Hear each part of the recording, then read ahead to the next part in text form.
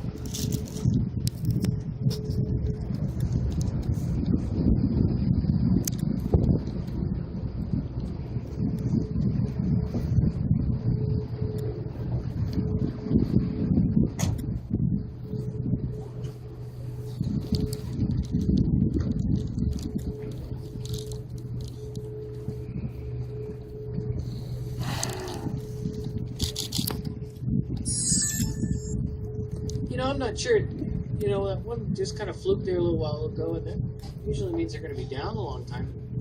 Kind of almost wondering if there's 2 whales here, not one, but great view.